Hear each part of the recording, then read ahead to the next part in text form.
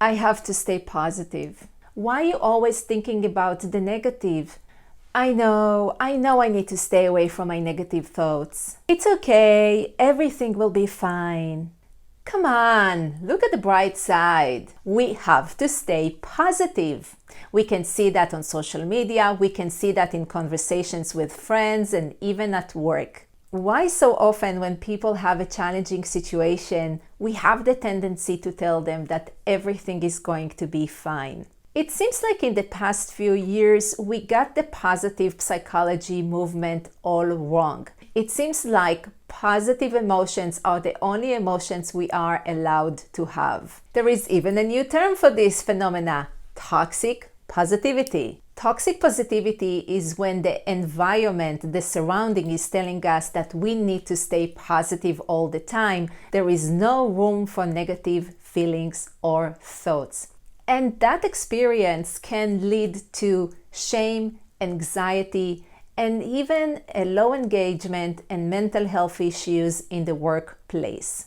So let's see how, as a leaders, you can influence a different experience when you identify toxic positivity at your team or with your leadership. Hi, I am Noah, and I work with leaders, executives, and founders of companies just like you to go beyond with their leadership. Are you ready? Let's go! During the 90s, the positive psychology movement was established by Martin Seligman. The main idea behind that movement is that rather as look at what is wrong about the person, let's look about the positive areas, their strengths, the thoughts that serves them, the emotions that serves them, and work from them. Unfortunately, in the last few years with the rise of social media posts, people took the positive psychology idea to the extreme.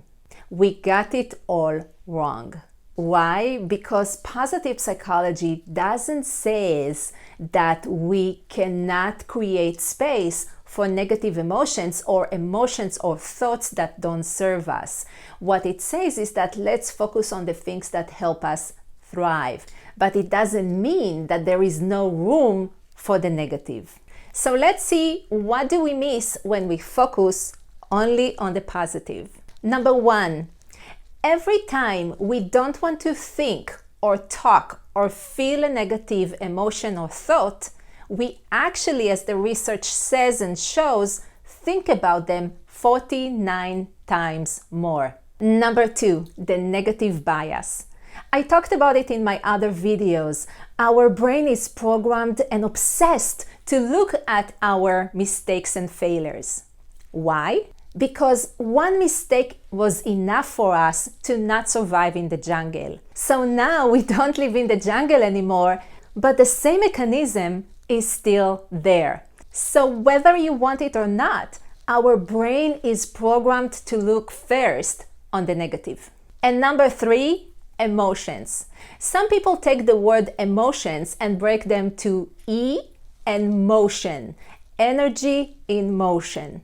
Our emotions are not staying the same all the time. In the last minute, I probably had a lot of different emotions going through me. I don't know a single person that is happy all the time. Think about it. Probably in the last 5 minutes, you experience a lot of different emotions.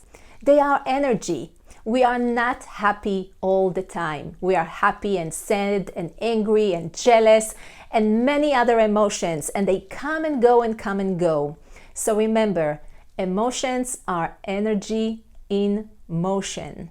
So how as leaders we can support our teams and sometimes ourselves to make sure they don't experience shame, anxiety, or disengagement because they don't feel happy or have positive emotions or thoughts? Let's see what you can do. Number one, let them be. Allow people to feel what they feel and be where they need to be. Sometimes it's not about fixing the emotions, just being with them. And if it's hard for you to just sit with the other person quietly, maybe you can say something like, I don't know how you feel right now, but It's okay to feel what you feel.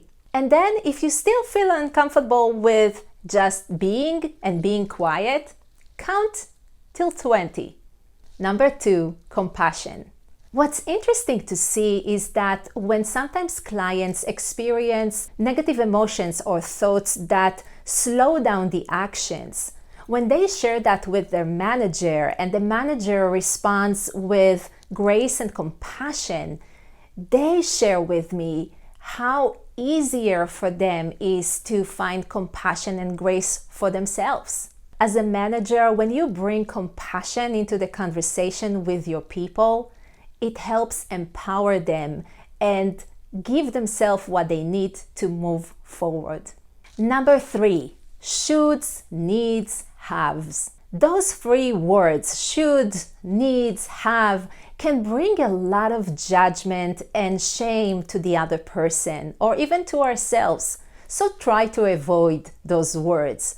Maybe rather than saying you should feel this way, you can just let them feel what they need to feel. As being shown in different studies, toxic positivity can impact creativity, engagement, and even mental health issues. As a leader, if you identify that your language can facilitate toxic positivity, or even the team is facilitating a conversation that is all about the positive, maybe it's time for you to consider a new way of being as a team.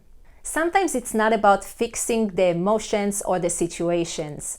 Sometimes all we can do as leaders and as a team is just be. Thank you for watching. If you like this video and you would like to keep going beyond with your leadership, make sure to subscribe for some more here.